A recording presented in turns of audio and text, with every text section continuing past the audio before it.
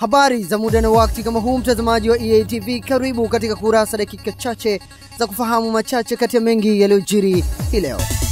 Hali ya upatikanaji wa huduma za tiba katika hospitali ya taifa ya Muhimbili na katika taasisi ya mifupa Muhimbili Moi imefifia zaidi ya siku nyingine, ambapo angalau kulikuwa na muonekano wa baadhi ya shughuli zikitendeka. Kurasa leo imepiga kambi kwa muda ili kuangalia hali ilivyo katika maeneo hayo, lakini eneo zima lilitawaliwa na ukiwa. Sio kama wanadai posho dawa, wanadai vitu ambavyo hata mimi vinanisaidia na wagonjwa wengine vile vile. Ni vitu gani? Wanadai vitu vitendea kazi muhimu. Wanadai vitu kama wanadai kama kule maodini kule kuna watu wanarundikana. Kuna vitu ambavyo vinaweza kuwakinga katika matibabu. Labda anaweza kufanya operation mtu aini. Anapofanya operation mtu aini anatakiwa awe na vitu vya kumlinda yeye. Sasa vitu hivyo hakuna, vitendea kazi hakuna. Wakati huo jopo la madaktari limejikita zaidi katika kumhudumia Dr. Steven Ulimboka, huku kiongozi wa madaktari hao akieleza zaidi kuhusiana na hali ya Ulimboka ilivyo kwa sasa, huku akisita kueleza kuhusiana na taarifa zilizopo za kusimamishwa kazi kwa madaktari kadhaa. Inaendelea ni kwamba tunapenda apumzike na tuna restrict namba ya watu wanaokuja kumuona. Nafikiri tulishasema tangu jana. Ameumia sehemu nyingi za mwili wake, ameumia, amepata mtikisiko wa ubongo, amepata majeraha mengi sana kwenye uso, kwenye shingo, kwenye kifua, kwenye mikono na miguu. Soft tissue injuries tunasema nyingi sana kwenye mwili, na in general ndio hali yake. Tuendelee na kurasa. Uongozi wa jengo la Machinga Complex jijini Dar es Salaam ukishirikiana na wadau wengine umeanzisha mpango wa gulio kwa siku 20 kwa lengo la kutambulisha soko hilo na kurudisha dhumuni la kuwepo kwa soko hilo ili kulinusuru na hali ilionayo kwa hivi sasa.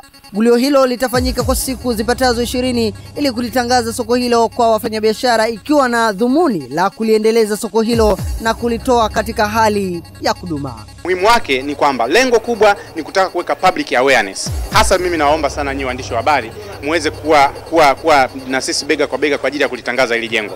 Hili jengo limejengwa kwa pesa nyingi za mkopo aidha au wherever na serikali kwa ajili ya kuwasaidia wamachinga. Lakini lengo halifikiwi, kwa maana wale wamachinga ambao walikuwa waweze kufanya biashara hapa na waweze kunufaika, waweze kusomesha watoto wao na waweze kupata mahitaji mengine, hayafikiwi. Hali hiyo wenzetu hao wamekuja kwamba watusaidie tuweze na siku kufahamika kama tuko hapa. Sasa kwa wale ambao wamekimbia na wameweka biashara za kubabaisha, sasa ni wakati mwafaka wa kuweka biashara nzuri ambazo zinauzika na zinavutia kwa wateja.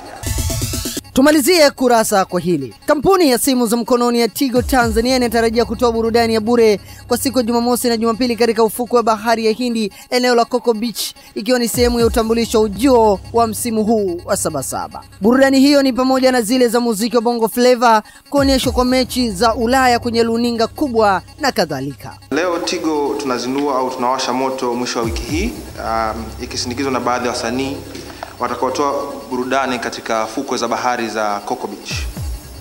Ni maadhimisho ya siku 2 ya mwanzo wa maonyesho ya biashara ya Sabasaba. Kikubwa kabisa kuliko vyote ni kwamba hili ni bonge la nafasi kwa Watanzania wote tukakutana. Unajua kitu chenye ni cha bure kwanza, afu unapojua Tigo ni mtandao ambao vijana wengi tunaupenda, vijana wengi tunautumia. Tumekufungulia na kufungia kurasa kwa hayo machache yaliyofika mezani kwetu kwa leo. Kesho je, kuna ni? Tafadhali usikose kuangalia dakika chache za kurasa. Kwa niaba wote walioshiriki kuletea kurasa, mimi ni Noah Lalchaika, wakati mwema.